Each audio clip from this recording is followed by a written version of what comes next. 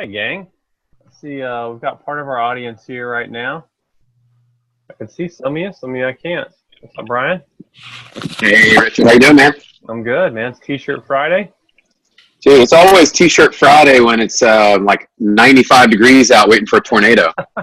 Oh, yeah. Oh, man. It's been like 100% humidity and like 100 degrees here. It seems like for about 2 or 3 weeks. I feel you. Yeah, it's nuts. I figured we'd see Brian from the weight room or something like that, trying to inspire us all. You'd have to get up at probably 4:30 in the morning, right, Brian, for something like that to happen? Hey, Brian, great post. Yeah, man, you gotta get up at 5:30. I can't do 4:30. Thank you. Yeah, it was really good. That was really, really good. It's nice to meet you finally, face to face, sort of.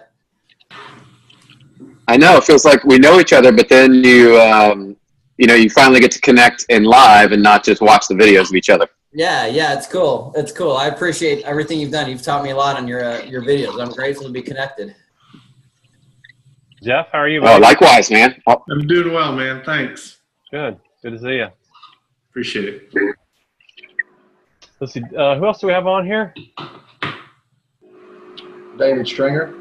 Hey, David. How are you? I'm great. How you doing? Good. Good.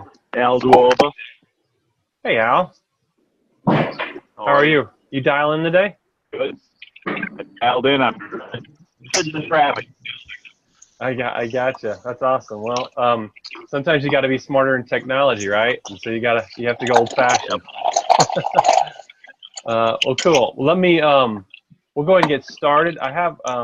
Let's see. We've got 5 or 6 people on here right now. I have a handful of others that will probably show up. We'll see what happens here. Sometimes people have problems with technology, and I'll get an email that says I couldn't connect. But the intent of this session is pretty. This is actually really just what I would call more like a mastermind group, where my expectations are to teach you some things and to have some conversations with you about some things that I'm seeing inside the industry, and to make some things relevant, but to also have it as a candid, open conversation. I think some of the best ways to learn are through other people inside the industry, and so I'm never going to pretend to know it all, but I know just enough, and so I'm definitely an information aggregator in that I talked to several hundred mortgage recruiting leaders. In fact, I came off of one yesterday where 110 recruiting leaders all in one session talking about things. And so as an information aggregator, I really hear the larger noise. And having been in each one of your shoes, one of the things that I know is that you sit in an office by yourself, and sometimes it's hey, is this a me thing, or is everybody else in the same boat thing? And so being able to share some of the experience with people is helpful. So intent today really is to just have some open dialogue back and forth. I'll lead it. The thing that I want to lead you through is this concept, this idea that they're in this industry, and this is true about any industry. This doesn't make the mortgage world specifically more interesting because this is going on, but this is in any industry. There's always opportunity improvement offers, and there's always new opportunities. I think understanding that for me was a very critical piece in my career, where I noticed, now I didn't notice this at the time, but I noticed after I left the business and I went back and said, let's dissect why you were winning and why you weren't winning in seasons inside the business. And I reframed myself from this opportunity improvement offer to a new opportunity. Okay, so that framework's really important framework. Look, there are a lot of, especially in our business, opportunity improvements. In fact, most recruiting leaders that I have found, and again, I spend 7 or 8 hours a day in sessions, 1-hour sessions like this, where I'm speaking one-on-one with people, and then I have the opportunity about once or twice a month to stand on stage and talk to hundreds of leaders. But I can tell you the consistent thing in this business is that your competition, and maybe you, are positioning yourselves as opportunity improvement offers, okay? What that simply means is this, is that the framework goes along the lines of, we're better, okay? That's it, we're better. We've got a better system, we've got better service, we've got a better toolbox. And look, I get the fact that you may be where you are because you bought into part of that vision. You might have better technology, you might have more foresight looking down the road, and you think you guys are ahead of your competitors.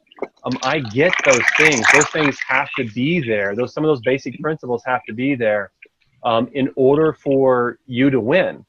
Okay, but you can't lead with the improvement offer.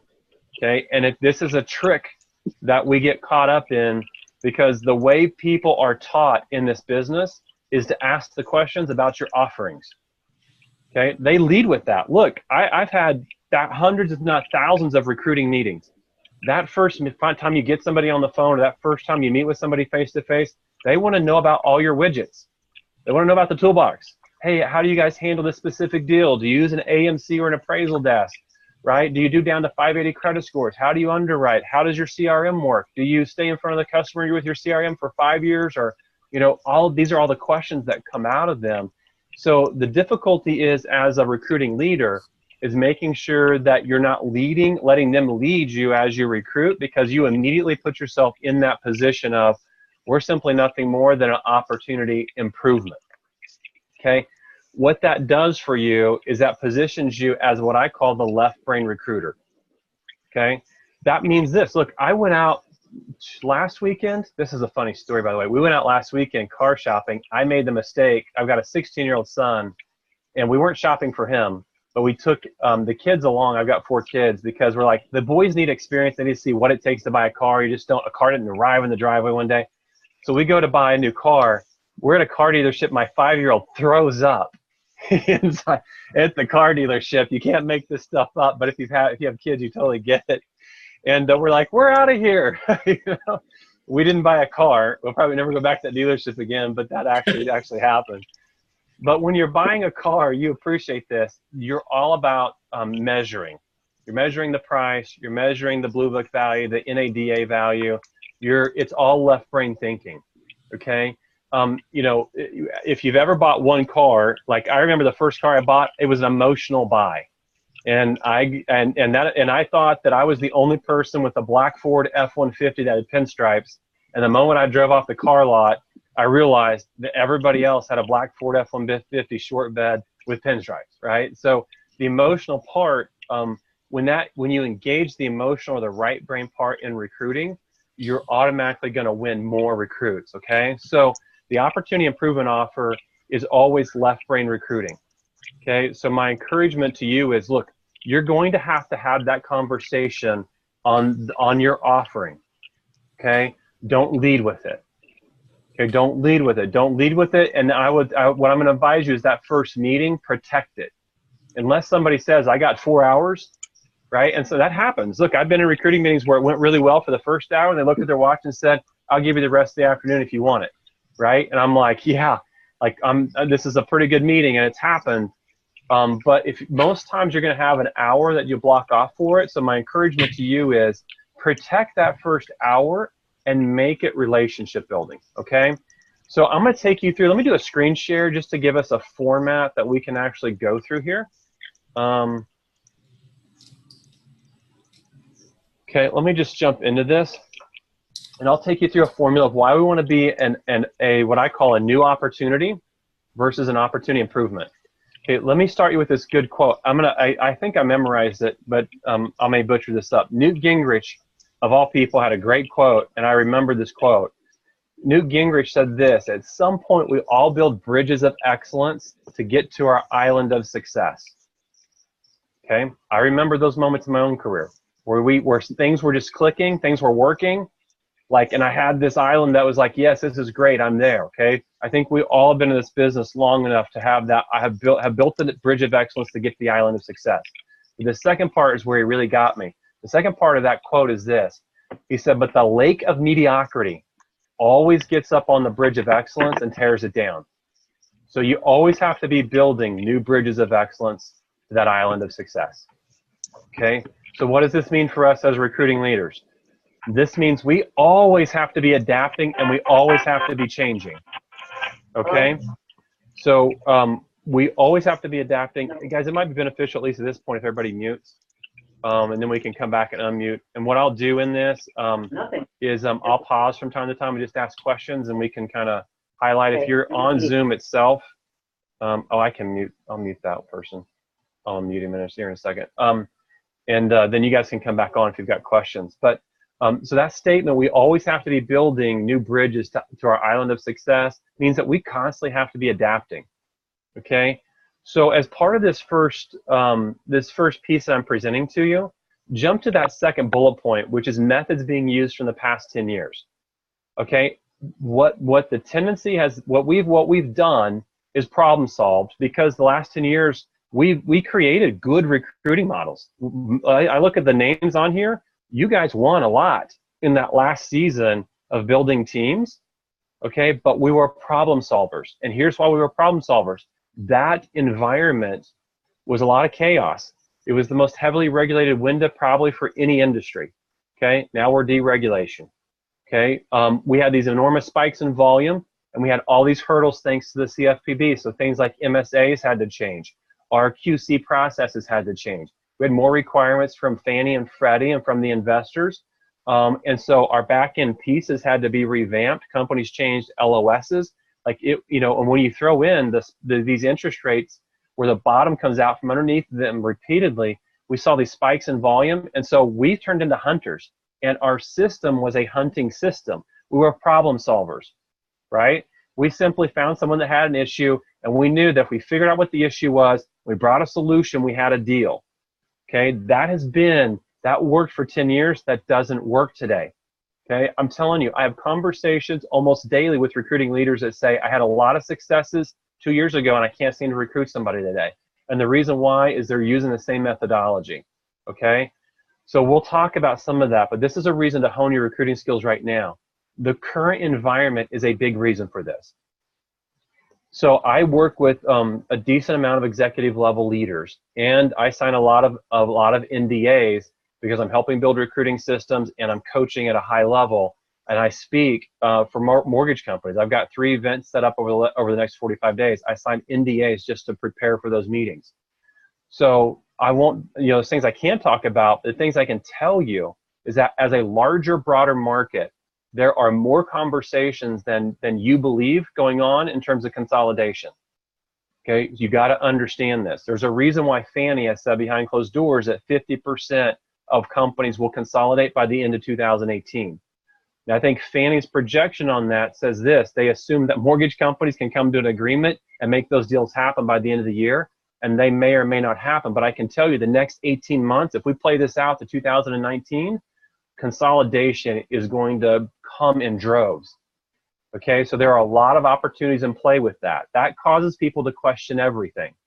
Now, there's 2 dynamics to that. The dynamic is this, and we'll talk about this here in a second, is that if you don't already have relationship when that happens, you're at like everybody else. You're arriving on the scene, and you can't wait for the trigger event. Okay, so right now, you've got to hone your recruiting skills, and you've got to make sure you have a firm process and a firm grip on this, and you've got to move away from this thing that's pulling you back in, which is what we did for 10, 15 years. In fact, if we went back before that, I would dare say our methodology around recruiting was probably not that far removed. We were good salespeople. There's a reason why people have a belief. When people come into my recruiting model, they say this, I'm a bad recruiter. And I'll ask them, why do you think you're a bad recruiter? I'm just not that good of a salesperson. Okay? They'll say that. I'm just not that good of a salesperson. We don't sell when we recruit. We build relationships when we recruit. Okay? So if I ask somebody and I follow it up and I say, okay, you're a bad salesperson. How good are you building relationships? I get answers like, I got into this business because I love building relationships, right? Like if you get me in front of somebody, they'll always love me because I'm great at building relationships. So the truth is this, is that that's a strength. That's why we're here. We're going to lean on that. And the people that are leaning on that right now are winning. Okay. And so we're going to talk about that as part of this. Okay. Now, as a last bullet point here, here's what will happen. If any of you have ever been part of a merger or an acquisition, okay, and not everybody here has live screens, Jeff and Brian are the only two live. If you've ever been part of a merger acquisition, get prepared to want to mute your phone, okay? Because I've been there, I've done that, and my phone blew up for about 10 days beyond the merger acquisition. Everybody was showing up as IMSA, right? They arrive on the scene. This is a tragic situation. I'm so sorry to hear you guys are going through a consolidation or merger. You just got bought. I'm sure you're curious, like, what's going to happen or what's it going to look like? And so you have to get in front of the scene of the acquisition, and you start with that today. You start with that now, okay? Because then once the noise increases, the noise increases because there's a false belief inside the industry, and the false belief is this, is that recruiting is a numbers game, okay? I hate to break this news to you, but recruiting is not a numbers game. Okay, it's a relationship building game. Okay, now the key is like how many people can you build relationship with? If you can increase that number, then you'll win. So it's not a get on the phone and initiate relationships. It's not a let's get on LinkedIn, connect with as many people and throw right hooks trying to get in front of them.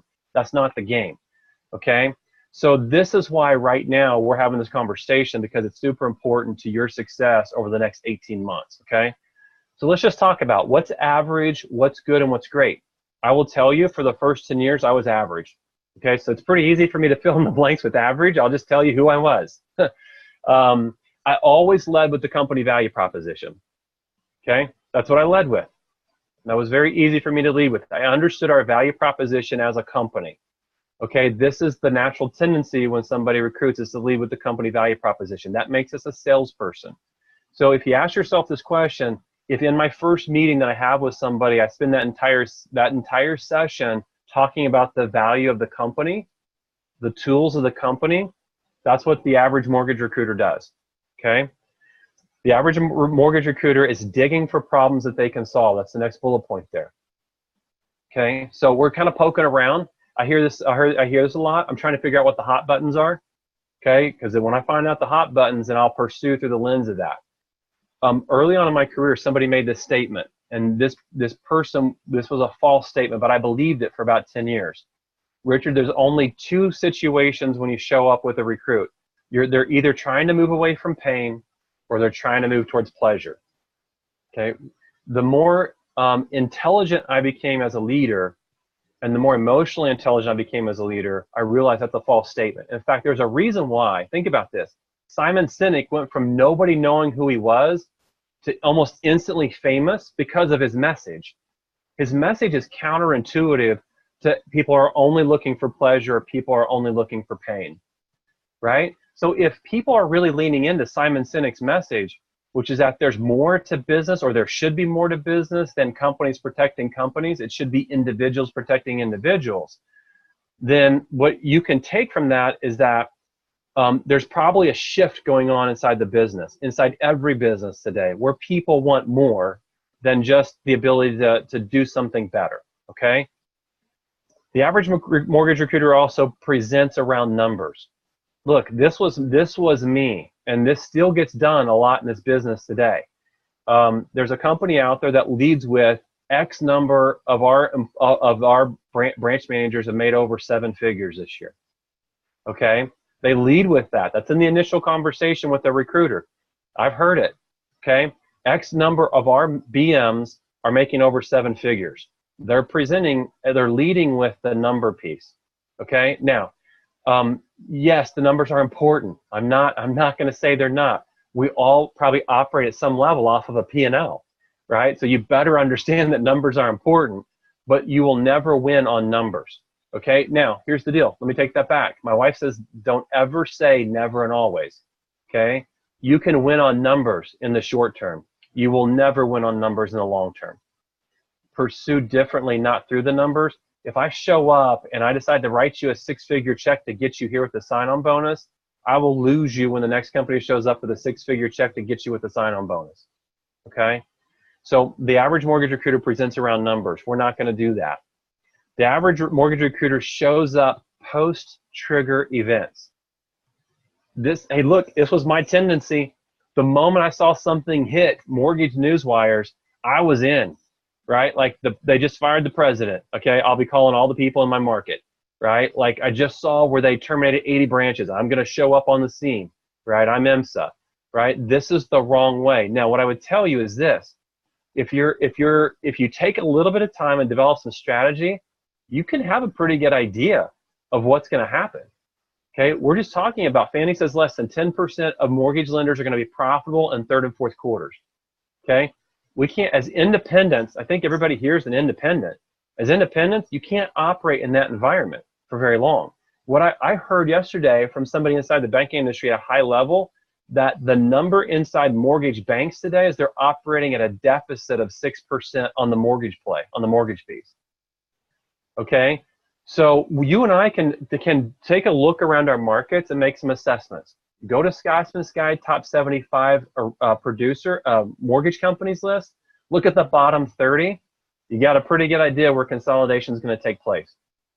Okay, now I say a pretty good idea. I'm not saying 100%, but I can even look at that data, interpret some of that data, and even come up with some pretty good targets, right?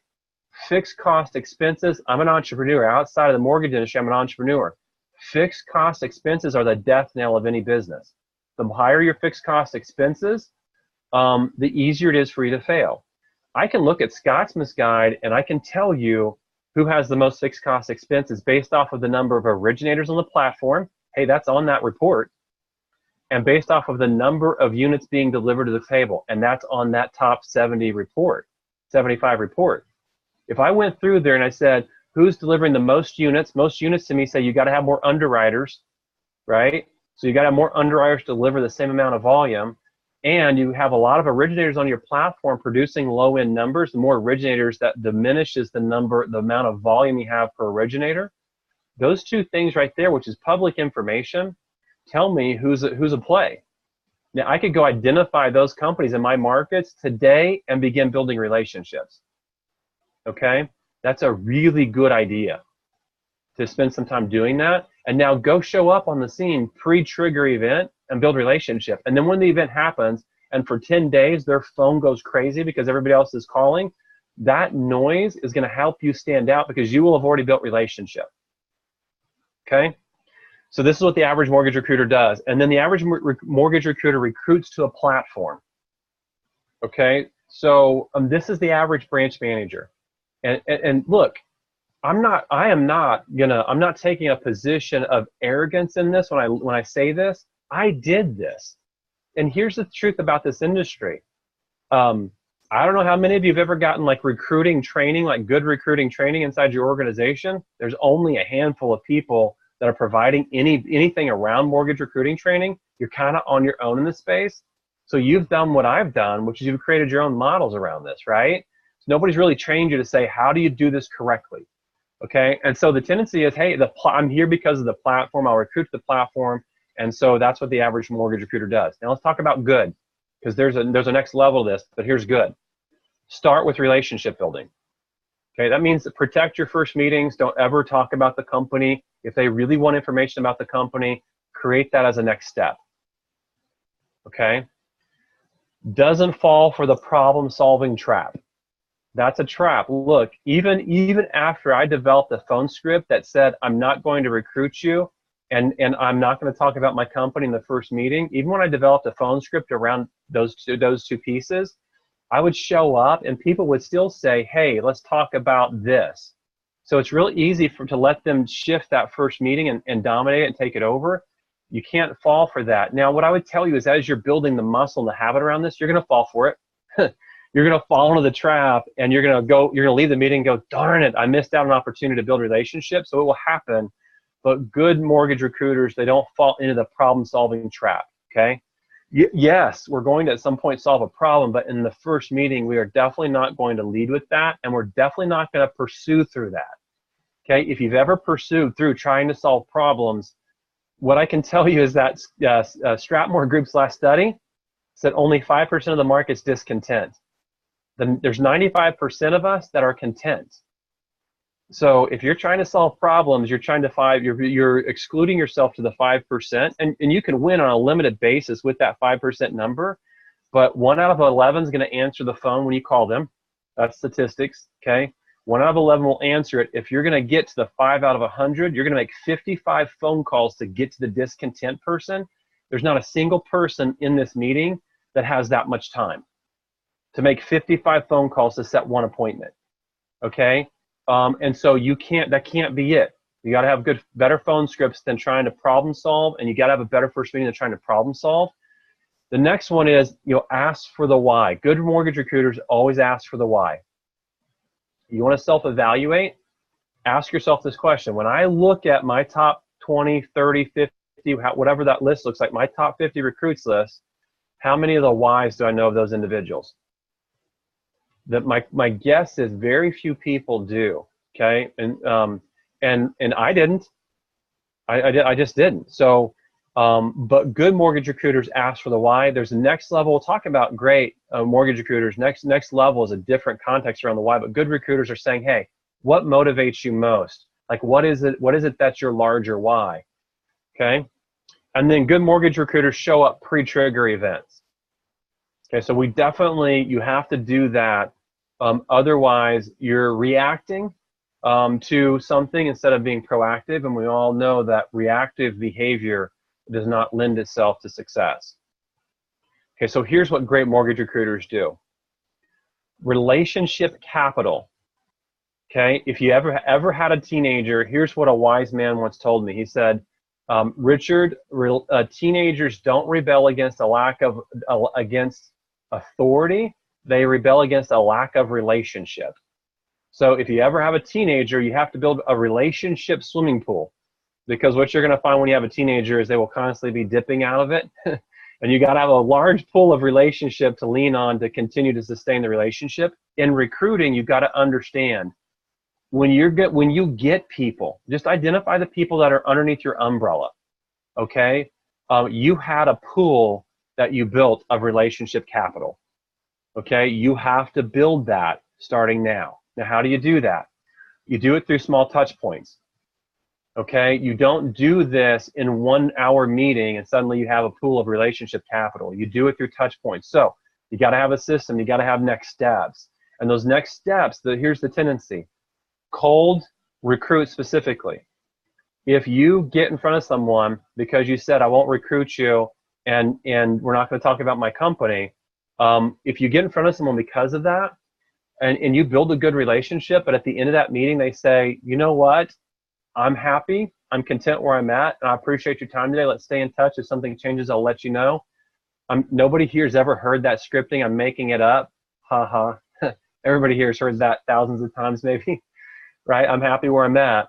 You have to touch them in a safe place, okay? That means that you can't lean in with them trying to recruit them. Safety, you have to create this safe zone in terms of building a relationship.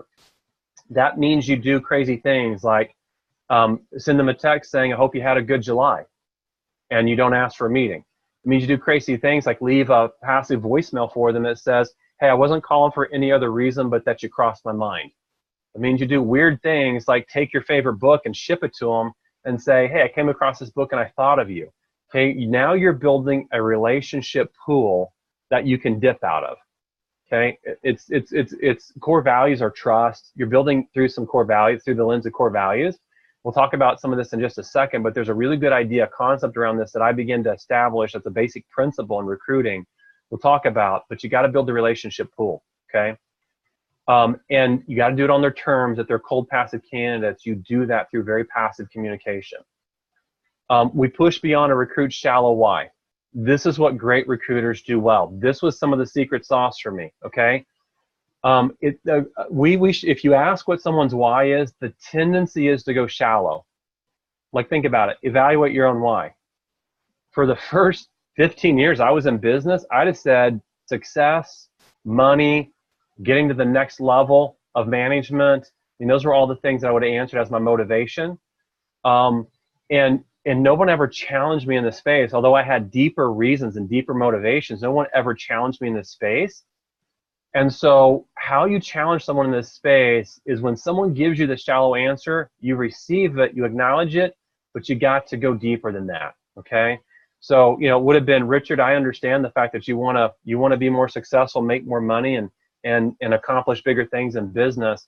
Let me just share a story with you, okay? And then share a story of failure in your own life. Like, I got plenty of those stories, fellas. I don't know if you have any gals on here or not, but I got plenty of those stories of failure. And so I could go back. Look, 07 was a brutal year for me, okay? Like, if you were in the mortgage business in 2007, 2008, you might have a small story of a little bit of failure in that season. Like, I got a pretty mega story of failure in that season. I can take someone back to that season where I built a mortgage broker office where we were doing 50 to 70 transactions a month, and I was on cloud 9. And suddenly, all of a sudden, I figure out one day we've got 50 transactions somewhere in between cleared to close and being funded, and I didn't have a legitimate deal because lenders were closing their doors like hotcakes, right? And so I failed in that season dramatically. One, because I didn't really fully understand the mortgage industry. I'd never done an FHA loan or a VA loan in my life until mid-2008, right? So I had to recreate myself. So I can share that story of failure with somebody and just say, look, there were times in 08 where putting my feet on the floor was a feat. It was an accomplishment, right? I was paralyzed by this shadow of failure that was looming over me. And I had a hard time just even get out of bed at moments. And so in those moments, I got a lot of clarity around like what motivates me most, like what was my why. And I could share that through the lens of my own struggles. So taking someone to a place where you get a very shallow why and understanding how to get the deeper, larger reason for what motivates them is really important, gang, okay? I just gave you a really good context for that. I challenge you, when you leave your recruiting meetings, ask yourself, did I get to the depth, the very depth of that individual to figure out what motivates them at their heart, okay? Great mortgage recruiters do that. Now, great mortgage recruiters cast big vision and they motivate through it. Okay, I'm going to give you a real life situation. About 3 weeks ago, somebody that I know in this business that happens to be in a different market, they're out on the West Coast, I've got a good relationship with, called me and said, I am going to start looking for a larger growth opportunity. I know you deal with a lot of high-level leaders. Could you recommend me to somebody? I said, sure, I'll give you the name of somebody. I said, I trust this person's heart. They're extremely authentic. They're very real. I've never coached them, so I don't know. I didn't say that, but I don't know about their recruiting model, their recruiting process, or how they'll recruit. I referred this person. Okay, this person has 10, 11 loan officers, is doing probably around 100 to 120 million in volume per year. I think we would all raise our hand. That would be a win if we could land that individual, right? I simply said, I'll call the individual, I'll tee it up. When I'm done, I'll shoot a text message and join you guys with your contact info and let you guys talk. They talked. I got phone calls from both individuals, and the individual that I had referred that runs the $100 million plus team said this, you know what, I'm just not interested. They didn't present a larger opportunity to me. That was the context of it. Like, this is a person that wants to move, and I even said they're looking for a growth opportunity. He came back and said this, that I felt like he was recruiting me for the purpose of my team and not recruiting me for the purpose of giving me a larger opportunity. What I gleaned from that is this, that particular leader did not cast a very big vision, okay? And what I know is, because they only had one meeting, what I know was pricing came up in that conversation. I know that compensation came up in that conversation. And if you're discussing pricing and sending out pricing login, you're discussing compensation in a 1-hour meeting with somebody, you are definitively not leading with vision, okay? You never even got to the relationship piece. Okay, and this is, look, the person on the other end was a very legitimate, strong leader, somebody that I've got a lot of confidence and faith in, that if I worked underneath them, that I'd be pretty happy working underneath their leadership, but they don't understand how to recruit. Okay, great mortgage recruiters cast big vision. Here's the truth. I got hired by a company. I won't disclose a lot of information around this, but I want you to understand this. I got hired by a company to come in midstream to a conversation with a big recruit because they were having a hard time getting momentum. So I walk through the steps. I walk through the steps of where have you been and what have you done to get to this place. There was zero vision, gang. There was zero vision at a cast. It was all about the platform. I raised that as a red flag. They said, I'm not sure how to even do that. How do we lead with vision? And so I took a window of time and built a Visioneer presentation for them and gave that to them. It had nothing to do with the platform. It had everything to do with growth and opportunity and bigger things like meaning and belonging. Okay? And when we were done, I gave them a presentation they inserted company logos into and they presented to this individual. Okay? And the conversation then became, how do I cast this vision to my team? Okay? They stopped getting hung up on the platform concept and now it's next level. Okay? So big vision, motivate through it.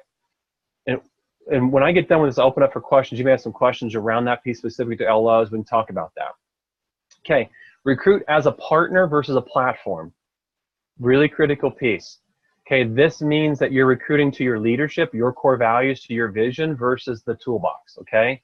Whoops, let's go back. I'm all over, my mouse is really sensitive. Paint clear pictures. Okay, let me give you a really good example of this. I've got somebody in my coaching about a month ago. This gal went on a vacation for an entire week, so she missed one of our weekly sessions. She came back and I said, how'd your last week go? And she said, Richard, it was amazing. I was on vacation for the entire week. I was like, really, where did you go? And she said, and she begins to describe this French Polynesian island. I never heard of it. At first I'm like, yeah, vacation to an island. I think everybody's pretty much done that in their life, right? Not a big deal. But as she began to describe it, and she really slowed down to describe it, she's talking about the culture of the island. She's talking about the fact that it's so small that every house on the island actually is on the beach. Like there's no center to the island. She begins to describe like the sea life. Like every house you're at, you can snorkel immediately off the beach and see the sea life. Like she's going on and on and on. And I find myself, this actually happened. I'm moving over to my second screen over here and I'm Googling the name of the island and the closest airport to it, right? Because I'm like, how do I get to that island? This is our challenge as recruiting leaders. Your island is your team, okay? The problem of why nobody's trying to get on your island is because we haven't painted a very clear picture of what it looks like to be on that island. That's a challenge for each one of us, okay? So the clearer that picture is, the more people are going to want to be on the island that's your team, okay? You got to paint a very clear picture of that. Great mortgage recruiting leaders do that. Okay, now great recruiting leaders also build epiphany bridges through reframing things. Okay, this is really important. You may have never heard of the terminology epiphany bridge. Okay, most people that you're going to build relationship with are cold. They're over here on the cold island, right? You're trying to move them to the warm island. You get the fact that if I can move them to being even warm, then I can get them to my island, right? So how do you do that? You do that through building these epiphany bridges. You got to get them from being cold to being warm. How do you do that? Reframe ideas. So here's a challenge for you. One of the key things that I did when I was recruiting was I reframed a lot of things and said, how do I present myself uniquely? Again, this goes to a new opportunity versus the opportunity improvement. Let me give you an example. I went back for the intention of recruiting and I changed my process or comp structure. Okay, and we built my process or comp structure around how quickly we got deals cleared to close into the closing table over just a bonus per file. Okay, one of the reasons why I did that was, yes, I do want to motivate the processors in the right way, but what I understood very quickly was the reframing of that to recruits was, we don't do that here, right? I had reframed the idea, the concept of what we were already doing, what was already in the heart of our organization to get deals to the closing table quickly. I just reframed it. In fact, I went next level. At the top of my processor's comp structure was a simple statement. And it said this, and I would talk to you about if I was recruiting. And I was just reframing the idea of getting the deals to the closing table quickly. Loan officers are the lifeblood of our business. We will provide them with a level of support not seen elsewhere. Okay? I haven't copywritten it. You can steal it. Loan officers are the lifeblood of our business. We will provide them with a level of support not seen elsewhere. Do you know what would happen? I would talk about speed. I would talk about our processors. I would talk about the mindset. I'd talk about the comp plan that we changed because of what we wanted to accomplish. Everyone would go, oh, that's interesting. Well, that's interesting. When I reframed it through that statement, do you know what would happen? They'd pull out their pen and they would write it down. Almost every time they would write that down. That's so awesome. I love that. What was that again? And they would write it down. It happened again and again and again. What was I doing? I was reframing something in a way that they had never, ever heard. Okay? What would happen? Well, because I was reframing it, what was I doing? I was building an epiphany bridge. They were cold, but because I was casting vision as to how we actually did things inside the operations piece and I reframed it for them, it was an epiphany bridge that got them to being warm. Okay? The challenge for you as recruiting leaders is, how do you reframe some of the things that you're doing? Okay? I'll give you another reframe as an example, okay, that you could lean into. We're all about growth, right? Every organization's about growth. You grow or you die. We get that, right? Companies that don't grow, they eventually die. So you got to grow. We're all leading with growth. One of the things that I would tell people is, in terms of growth, one of the things that we did was we measured organic growth. Okay, I was reframing things for them. Organic growth is, if you were here in 2018, how much could you grow? How much could you expect to grow in 2019? Okay. Well, I measured that for when the time was 25 to 32% that you could expect to grow. I was reframing the growth thing for them, okay? And people would go, wow, I'm $1 million producer. Because I had reframed it, it was an epiphany bridge. It gave them an aha moment, right? The epiphany bridge was, I'm $1 million producer. If I could grow 25 to 32%, at 30%, I would add 300,000 to my production next year. And in 2020, I'd be at 1.6. And in 2021, I'd be a $2 million producer. Huh. I've been in this business for 7 years, and I haven't seen any growth in like 3 years. I would really like to be a $2 million producer. So I'm just reframing it, okay? It's important that you frame things, that as you reframe things that you're already doing, probably already doing, what you're doing is you're creating new opportunities, okay? What they will do is they'll go back and they'll evaluate, and they'll say, I've been at this company for 2.5 years. 2.5 years is the average number inside the business that people stay with a mortgage company. I've been with this company for 2.5 years and I haven't grown at all. If I was over at Richards for 2.5 years, I could expect to be a $2 million producer. Okay, it was just a simple reframing of that. So great mortgage recruiters are constantly reframing things. Okay, and the last one that great mortgage recruiters do is they dream. Okay, think about this. If you're married, I've been married for, this will be 20 years this year that I've been married, okay? I can still take myself back several decades ago and remember that season that Lee and I were dating. We did a lot of dreaming in that season together. Okay, one of the things that they've determined, psychologists have determined, why marriages actually end in divorce. One of the key components is that the spouses stop dreaming together. Okay, imagine that. Like you stop thinking about the future together, right? As leaders, let's just pause for a moment and take that marriage back into our leadership. Everyone makes a decision. It's a contract whether they show up or not, right? Inside that contract, are you dreaming with them? Okay, they're there with you. Are you taking time to dream with them? If you're not taking time to dream with them, your people underneath your current leadership are in play for somebody else that shows up with a bigger dream. Okay, so one, you want to retain in this environment, dream with your people. Actually have dream sessions. I encourage you to do this. Sit down and just go, I want to have a dream session with everybody next week. Sit down and dream. What do you want to do in the business? Like, what are some of the dreamy ideas you have in the business? Okay. From a recruiting perspective, if you will do this, this is a very, very practical thing you can do. You get done with your first face-to-face meeting and just say, hey, I just want to pause for a moment and dream with you. If there wasn't any boundaries on you in this business, what would you like to accomplish? Okay, what would you like to do? Like 5 years from now, like if you had a sandbox, right? There's no boundaries on it. Like what would you want to do inside this business? Okay, great mortgage recruiters dream with their recruits. Okay, I encourage you, incorporate this. Okay, this might seem a little bit weird at first if you've never done it. You are going to find relationship goes so much faster when you dream. Okay, the cool thing is this. Look, if the dream's not in alignment with what you can accomplish, you'll stop recruiting the individual, right? Like that's in fairness to the individual and in fairness to you. The worst people that I ever recruited to my platform, when I was calling it the platform, was people that weren't in alignment with it. It's just the truth. People that weren't in alignment with me and in alignment with the company, those people always exited painfully. Okay, dream with your recruits. This will make you a great recruiter. Okay, ask yourself that question at the end of every one of your recruiting meetings. Did I dream? If you will dream, you will find that these relationships will go so much further. And guess what? You got a powerful lens. Look, if you did a handful of these things, the why piece, the dreaming piece, and painting clear pictures piece, and reframing pieces, you would be much better. If the average recruiter in this business would score a 1 or a 2 inside the framework of being a great recruiter, which is probably what I would give most recruiters in this business, a 1 or a 2, if you just incorporate a handful of these, you're already a 5 or a 6 in terms of recruiting. Okay? So these are very actionable things that you can do. Okay? All right. I'm going to unmute a couple of these. Well, where's she coaching? I'm going to mute that person again. That was the only person I muted.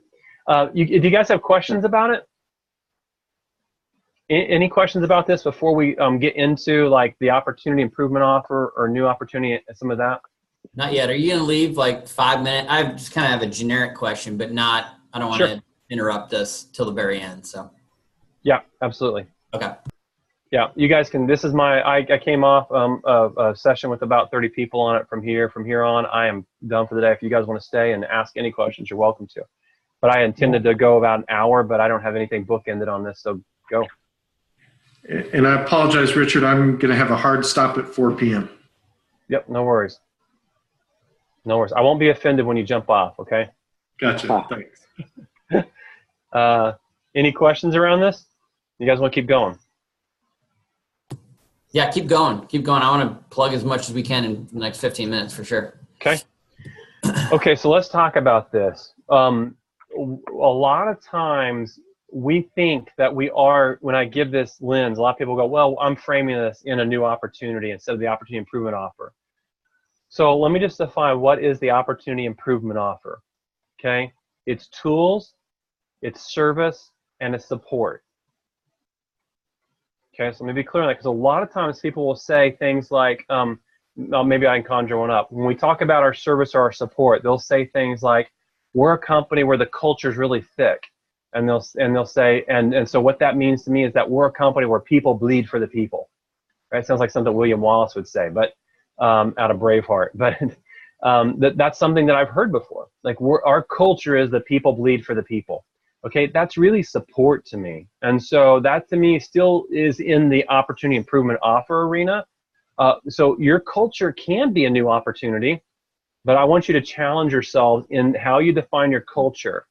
Like, is it actually support and service, or am I in the new opportunity lens? And we'll talk about the new opportunity lens here in just a second. But if you are answering the question of, if you answer this question, am I currently presenting through the lens of what we offer in that first session with most recruits, tool, service, and support typically come up with that. Here's the oddness of this. Things begin to get weird for me about 12 years into building teams. And it was and in the year that things got weird for me, a couple of things happened. And as I was able to evaluate some things, there were some specific reasons why they happened. One of the weird things is that people began to move very quickly. Okay, I would meet somebody for the first time over the phone, and 2.5 weeks later, they were inside my group. Okay, those things begin to happen. I'm like, why are these things happening, right?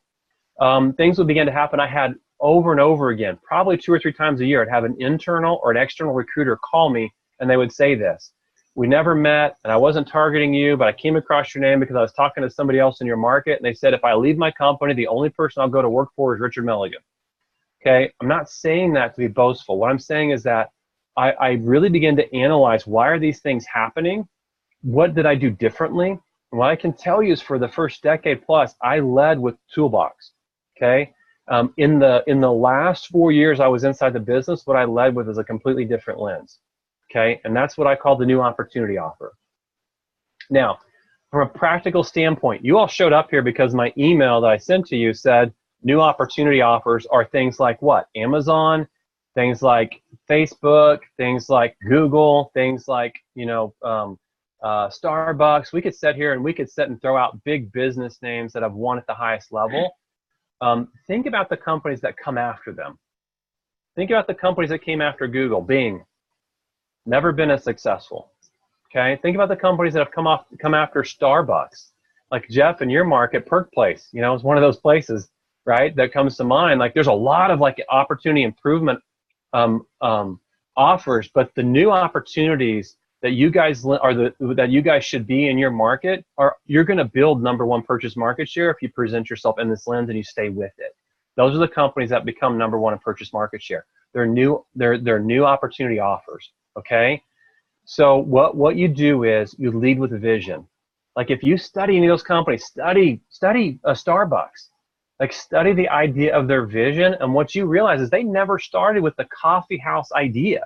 They really led with a clear vision what they were trying to accomplish, which had nothing to really do with a cup of coffee. It was what were they trying to provide to the people that they wanted to serve. Okay, vision is the heart of this. Ask yourself the question: how clear is my vision right now? Okay, and so what I had to do was assess for myself at one point, what's your vision? Somebody asked me this question: what's your vision? And I was like, I don't really have a vision.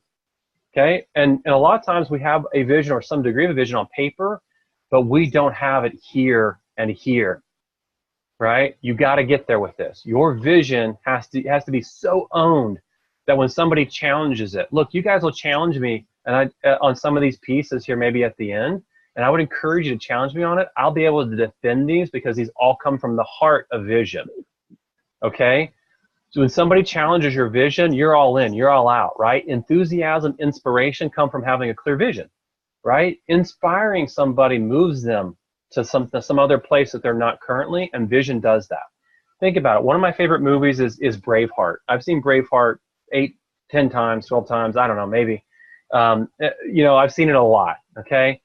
There's a scene in Braveheart that I love to refer to, and it's the first time that William Wallace arrives on the scene. Like he's kind of been he's been hiding out, and they've been doing their thing, fighting the enemy, but he's never been on a large battle scene in front of a large audience. And in the movie, there's this one scene, and it's these two lords that are in front of a group of thousands of men, and they're casting a very weak vision for them. And these men, the men that are supposed to be there just to support the lords going out and riding in the middle of a battlefield, not even to fight, but just to actually get more titles and negotiate, these men begin to leave that battlefield. And they begin to say, which wasn't even a battlefield, it was a negotiating field. They begin to leave the negotiating field and going, I'm not here for this, right? Like, I'm not here so you can get more stuff. They begin to leave. William Wallace arrives on the scene, right? What does he do? He casts a very clear vision, right? If you remember that part of that movie, part of the vision is he says, I don't know if I'm going to get this right, but he says, what would you give when you're on your deathbed, right? He fast forwards into the deathbed. When you're on your deathbed, what would you not give to come back to this moment and to fight as free men, right? So he cast a very clear vision for them. So vision is at the heart of this new opportunity offer. Now, vision and core values are kind of woven together. A lot of your visions are going to incorporate your core values, okay? So your vision statements can incorporate the core value piece. Your core values you don't have to make these up, gang. These are who you are already. Okay, these are already authentically you. You just haven't maybe defined them. Okay, so like for me, like one of the things that my wife would tell you is like loyalty is a really big deal to Richard. Okay, that's a core value of mine. Like I have a buddy. I won't say Thad's last name, but he's been a friend of mine for 20 years. Like, and if you met Thad, you'd be like, how is Thad a friend of Richard's? Because like Thad's the guy that's stuck at 21 years old, right? But Thad and I have been friends for over 20 years. It's because one of my core values is loyalty, and one of his core values is loyalty. There's some alignment there, and so we've just chosen to always stay in touch. Okay, but you can identify through just some of your own behaviors, asking people around you, what do you see as true about me, and identify what's already authentic and real. This is not the fake it till you make it kind of leadership. It's what is in my heart of hearts. What are the things that I believe in? Okay. You define who you are, your island, through the lens of vision and core values, okay? And then accomplishing the why of the recruit. This is important. We're not recruiting to the platform.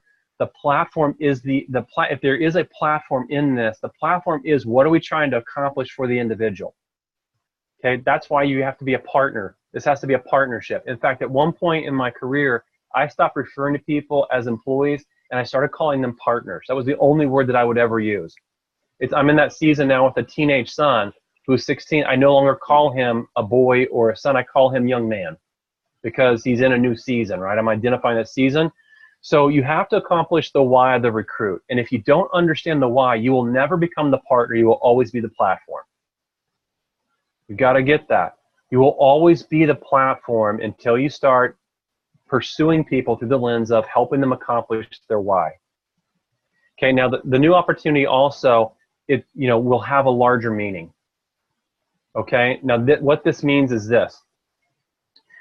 It's your job as a leader inside your group to articulate larger meaning than the next deal, to articulate larger meaning than the next great month. Okay, yes, there is a sales aspect to what we do, and we're going to focus on those numbers, and we're going to manage the numbers, right? Larger meaning is this. Look, as a team, one of the things that you could just, here are a couple of ideas. If you've got a homeless shelter in your market, go serve one time per quarter as a team. There's larger meaning. And if you want stories, and storytelling is the heart of great recruiting, there you go. That's an easy, actionable item you can go do. Go build a HUD home as a team. Okay, have some larger meaning.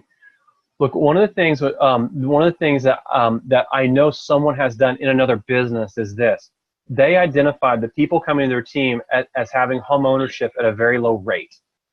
The majority of the people that they brought on were $10 to $15 an hour people. And so most of those people were renting, not buying.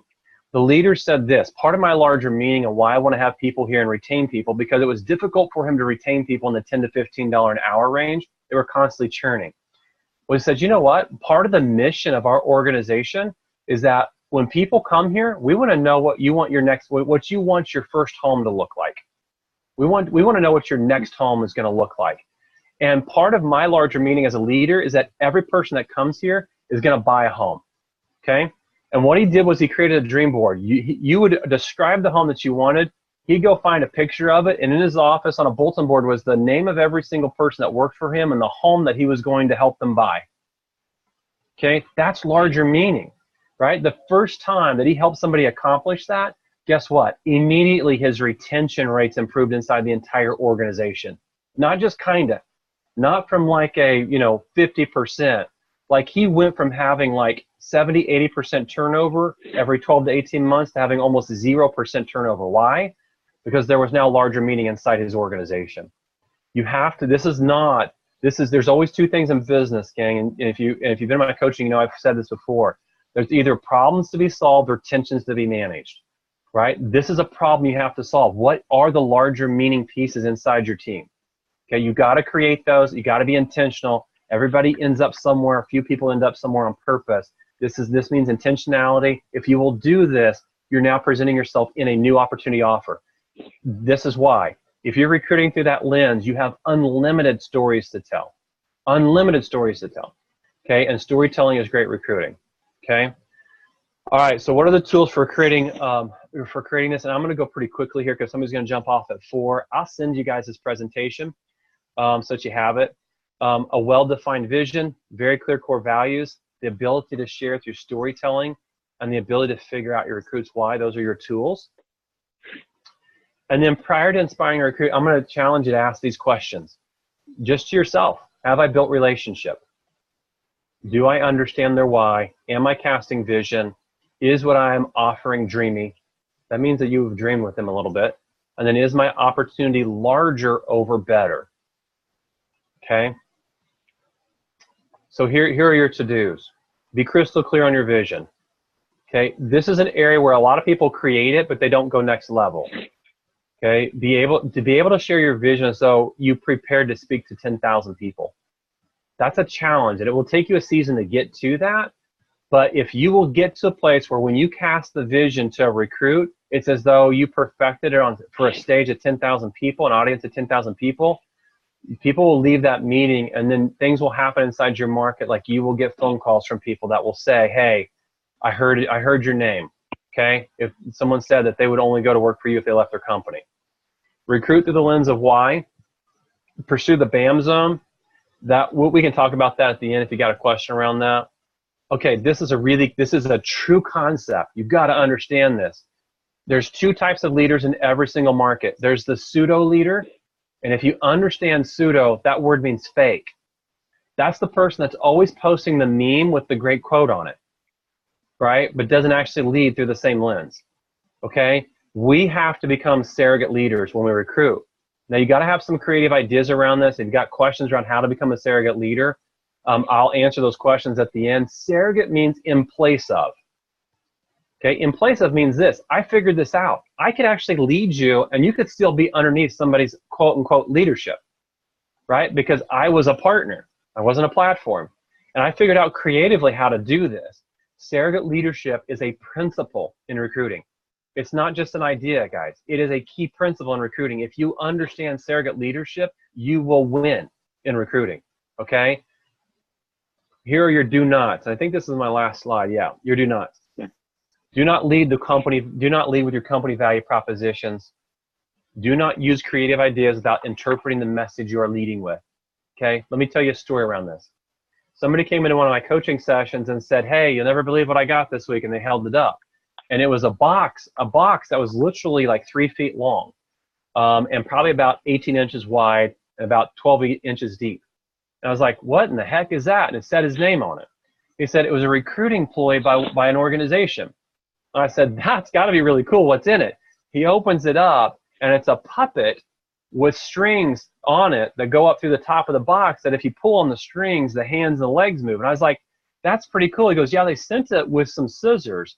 And at the bottom, it says, cut the strings that are keeping you from accomplishing something along the lines of what you hope to accomplish." And so I was like, "That's a really cool idea. You're probably never going to throw that thing away, are you?" And he goes, "I will never throw this thing away. It's so cool." As we began to talk about the creative piece, the coolness of it, they had never, ever contacted him prior to the box showing up, and they never contacted him afterwards. Okay, now, but here's what happened.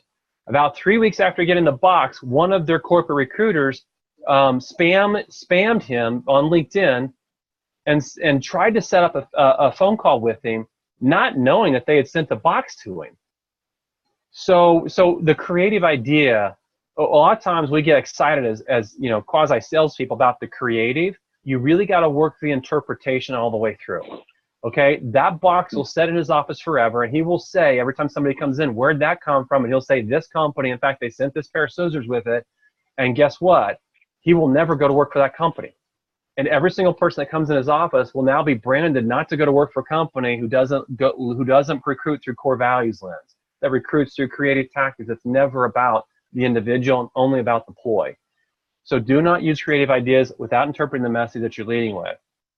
Do not discuss rates or pricing before you discuss vision and core values. Just don't do it. Pass on the opportunity. Be willing to pass on the opportunity, because you will not win.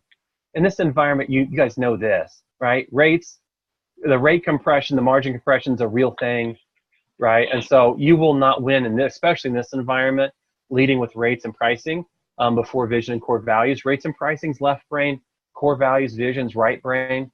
We want to be a right brain recruiter. And then do not go too fast. Be willing to slow down. Be willing to say, "Hey, look, I know you're looking for pricing logins, and that's an important piece to what you're trying to accomplish in your market. I really want to just say, hey, let's slow down and make sure that you and I align in terms of our core values and what you want to accomplish, and maybe do a little bit of dreaming and see where you want to go with this before we get to that place." What we focus on expands. That was a quote I used in the email I sent to you, okay? What we focus on expands. What that means is that if you focus on rates and pricing, you will either win or lose on rates and pricing, okay?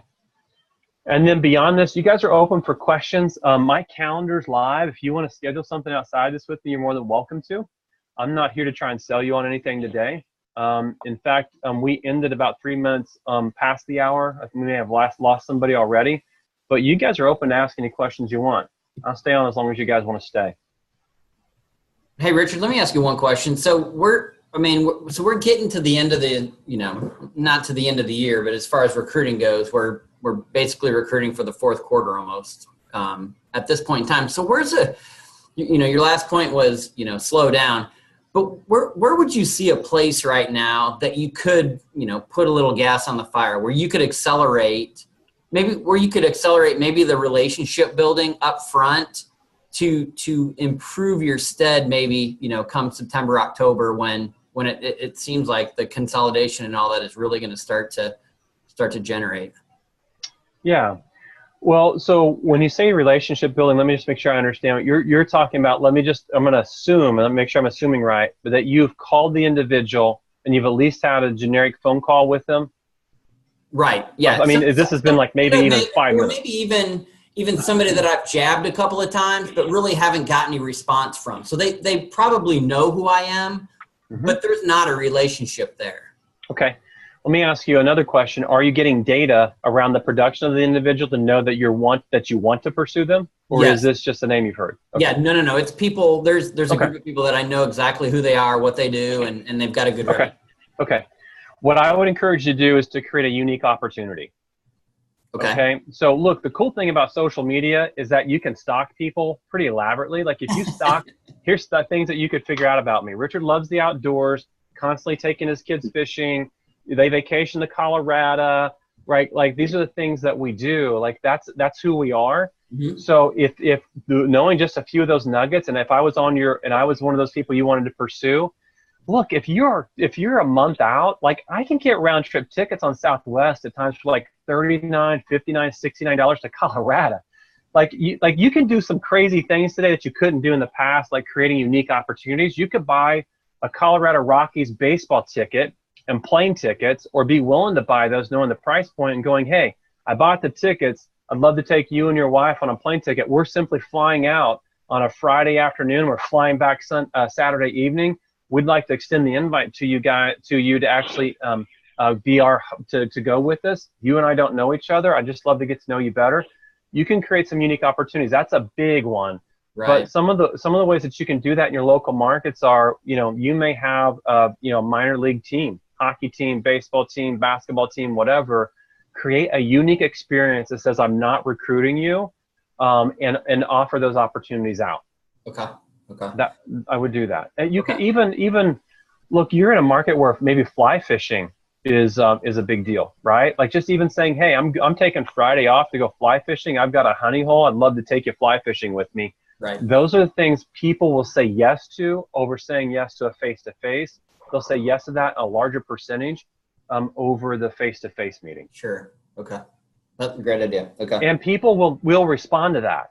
Look, if you called me, I wouldn't spam that opportunity, meaning that I would never leave that as a voicemail in your inbox, never having built relationship. Yeah. But if you and I knew each other and you called my voicemail and said, hey, Richard, look, you've been on my brain for a while. I'd love to get to know you better.